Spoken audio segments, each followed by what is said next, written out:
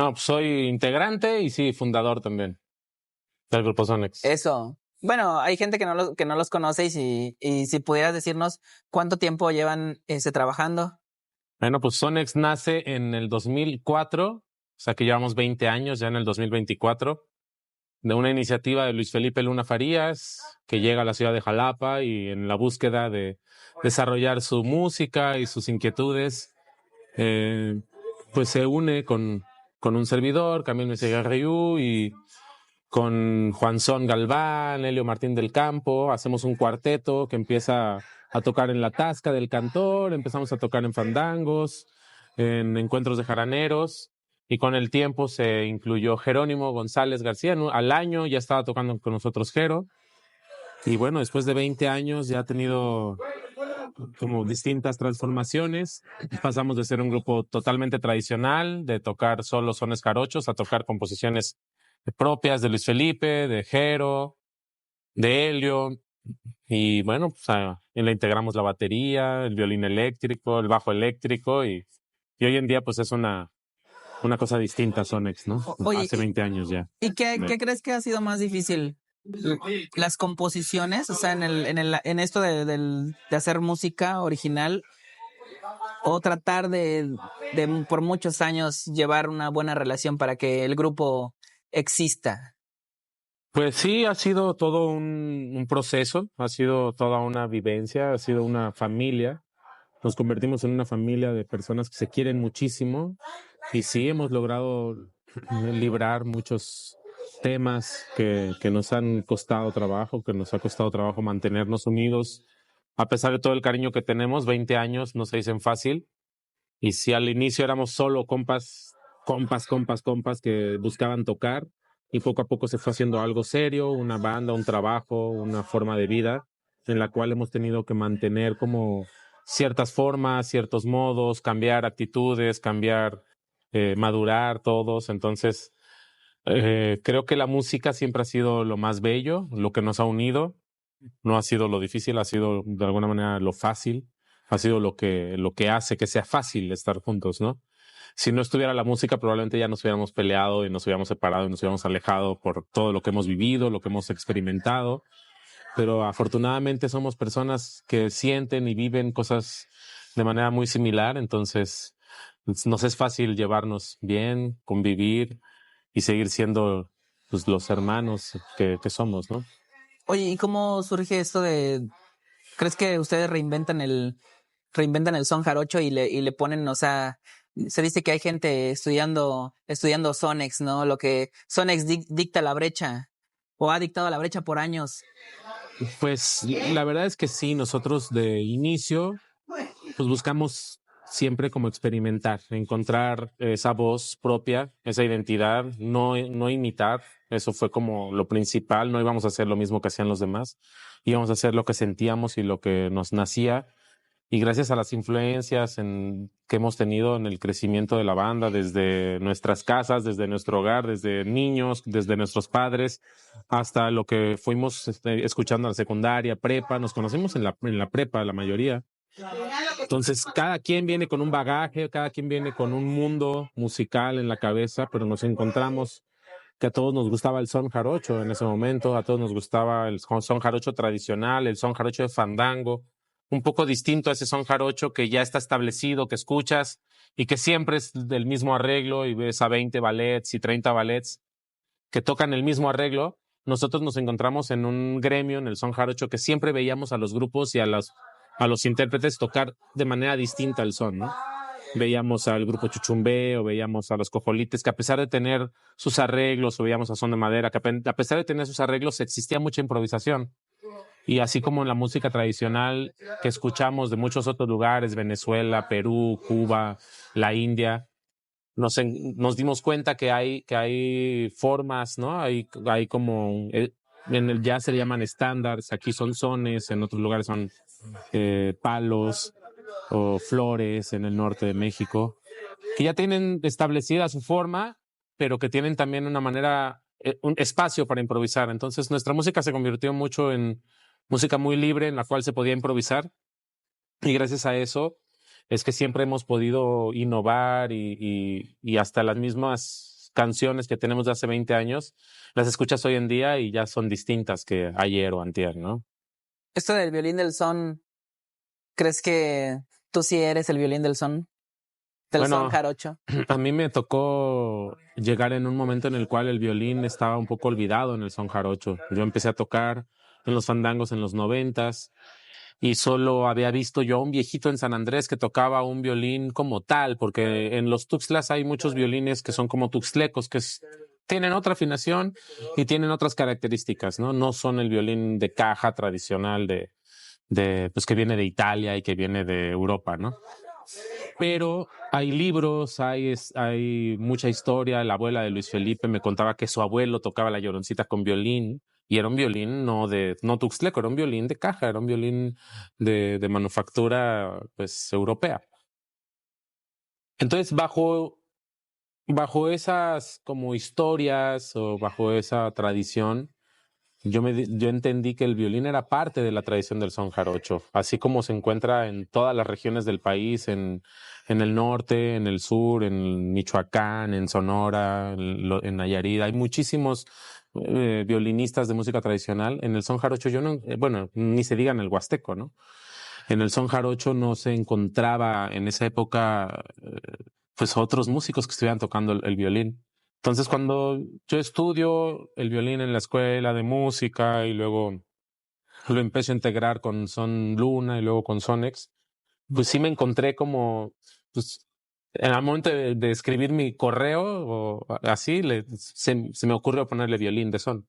Era violín de son Hotmail porque pues me sentía que me ¿Lo identificaba. rescataste? Me ¿Lo rescataste? identificaba. Pues no lo rescaté porque no tomé un sonido de violín que hubiera yo encontrado por ahí. Hace poco encontré sones de violín que se tocan en el Alto Tío Diego, por acá por Alto Lucero, que sí son muy específicos, que tocan las figuras del requinto. Entonces, de alguna manera yo me fui acercando al violín escuchando figuras de requintos y escuchando el son huasteco y como había crecido tanto en el son jarocho, me daba cuenta cuál era la diferencia, ¿no? Pero hay de alguna manera subdivisiones, cosas que se hacen en otros géneros que te dan a entender cómo con la síncopa del son jarocho y las subdivisiones de la música en general se podía construir algo en esta tradición. Entonces, no podría decir que vine a rescatar un violín porque no me tocó a mí escuchar cómo se tocaba, más bien vine a interpretar yo el violín en un mundo en el cual se había perdido de alguna forma el instrumento y pues para mí ha sido maravilloso porque es un mundo, es como un lienzo en blanco que me toca a mí como empezarlo a pintar y a mi gusto, ha sido como muy a mi gusto, no he tenido que acercarme de alguna forma en específico. Y luego, pues sí, ya creciendo, ya después de tener un tiempo, vi que con Son de Madera estaban sucediendo cosas con violín. Me di cuenta también que Ramón había tocado el violín en algún momento y también había tenido un acercamiento hacia el son huasteco. Vi que el Güero Vega también tocaba el violín. Entonces me fui sintiendo cada vez más tranquilo de hacerlo y vi que era posible y que había un camino específico como para irlo desarrollando y pues fui desarrollando mi sonido. Hay muchas técnicas bien lindas, pero...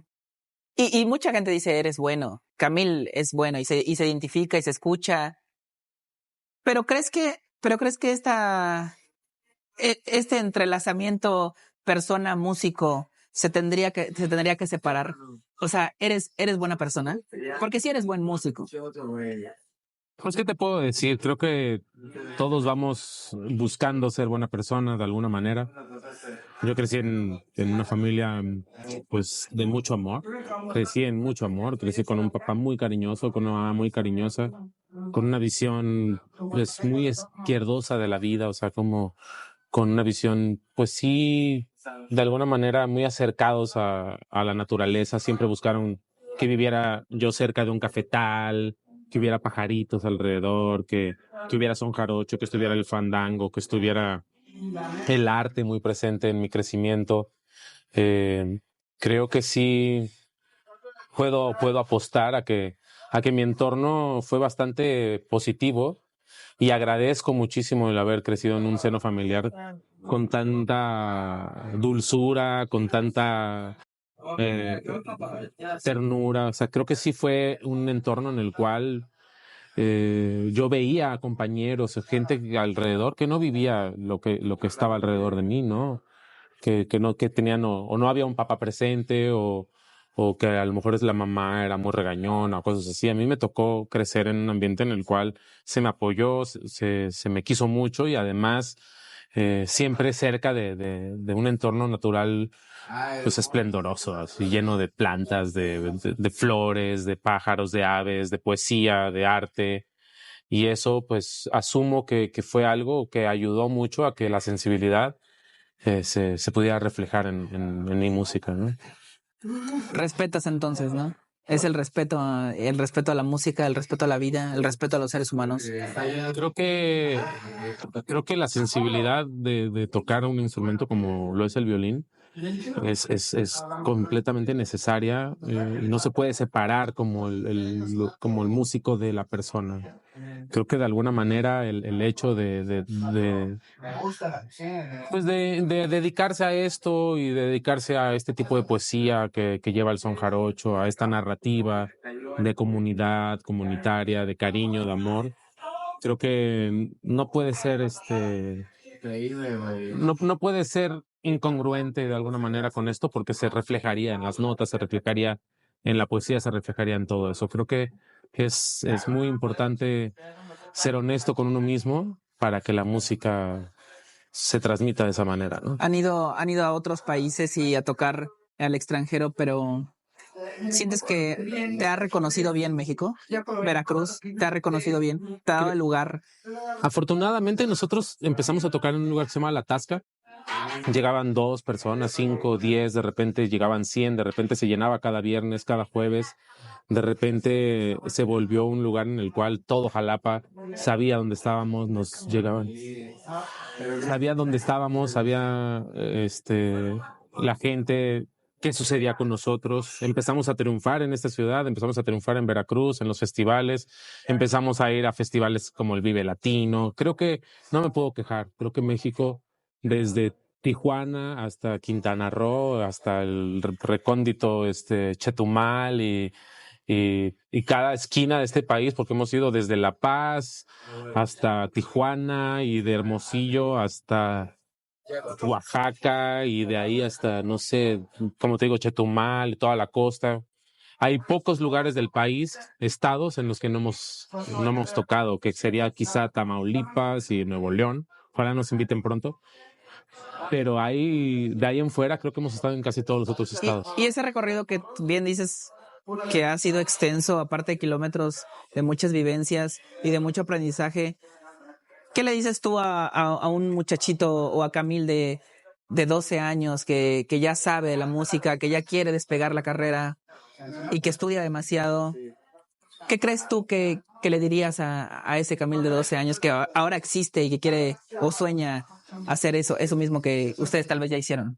Pues le diría que confíe, que, que lo siga intentando, que no deje de hacer lo que le gusta, que no deje de hacer lo que ama, que, que siga tenaz, que se discipline y que busque de alguna manera. Siempre va a haber algo que aprender. O sea, yo veo músicos de 60, 70 años que siguen explorando sus instrumentos. Entonces, quisiera yo encontrarme en esa búsqueda a una edad avanzada. Pero creo que a los 12, 15 años tienes una energía que te quieres comer el mundo. O sea, quisieras ir a la luna o no sé qué. Creo que esa energía le pediría a esa persona que no la soltara nunca, ¿no? Que no se le olvide eso que siente en ese momento, que lo siga sintiendo durante toda su trayectoria. Eso. Muchas gracias, Camilo. Entonces,